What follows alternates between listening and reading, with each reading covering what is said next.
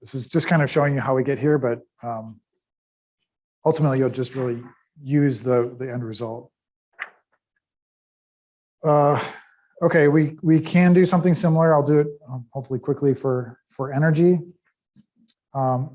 So here we're trying to find, let's see, our inner, or the size of the temperature fluctuations. So we start with our energy equation. We decide that in the turbulent region, this first part goes away, right? Because it's dominated by turbulence. So then we have something called an apparent heat flux, Q dot apparent. So being a heat flux, this is the apparent heat flux. And the only difference, or why we call it apparent, is because it includes both the molecular and the turbulent properties. So our apparent heat flux now is equal to that second part, which is rho c over t int, integral from 0 to t int b prime t prime dt. So yeah, when we're close to the wall but outside the viscous sublayer, we can say that basically the heat flux here, this heat flux in the fluid, is the same thing as the heat flux across the wall. So we'll say that Q dot apparent, that's the heat flux in the fluid, is approximately equal to Q dot at the surface, or Q dot, these are double prime, Q dot double prime at the surface. And then over here, this right-hand side is going to be approximately equal to what? It's going to be based on our rho c, u star, t star. Right, so that's rho c times the size of fluctuation of velocity times the size of fluctuation of temperature. And why did so one confusing thing here. This is written in terms of v prime, and I just wrote it in terms of u star. Again, I can do that because u star is about the same as v star. The fluctuations are about the same. And we want to just write this in terms of one of the coordinates here, one of the velocities. Okay, so we do this, we now have Q dot double prime S is approximately equal to rho times C times U star times T star.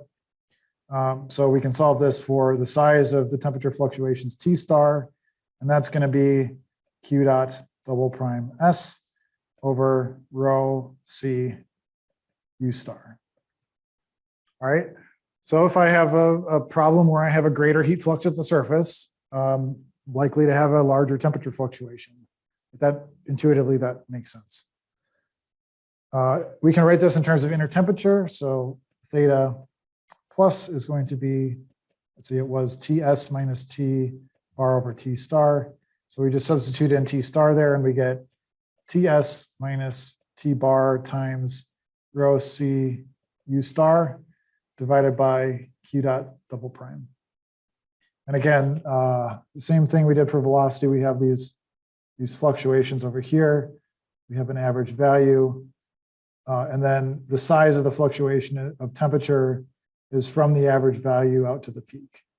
So this is T star. This here is T bar. Okay. So, okay. This all is it's kind of tedious and just a means to an end. We're just trying to get this stuff so that we can make an estimate of our inner coordinates. We can then come up with models in terms of these inner coordinates and relate everything back to actual quantities in the problem. All right, let's see what do we have here. Yep. So here's some models that I kind of showed at the beginning. These are examples of models for eddy diffusivity, and maybe now we have a bit more context to understand what's actually happening here. So here we're saying my momentum diffusivity, now this is expressed in terms of that divided by the kinematic viscosity. But we'll say here that for say the Prandtl-Taylor model first. So for Prandtl-Taylor, that's saying from this region right at the wall up to 11.5 times or 11.5 of y plus. So that's my inner position is equal to 11.5. That's saying that diffusivity is 0 in that region. Okay. interesting. We'll see how that plays out later. But beyond that, then it becomes something else. So beyond that 11.5, now we have some linear function of inner coordinate. Right? And you'll see then as we get to actually using these models, which I will save for next time, when we actually use these models, you can see how these quantities relate to derivatives in the velocity profile, and we can actually use them to solve for the averaged condition in turbulent flow. There's, these are just 4 examples that were given, I think, in the book.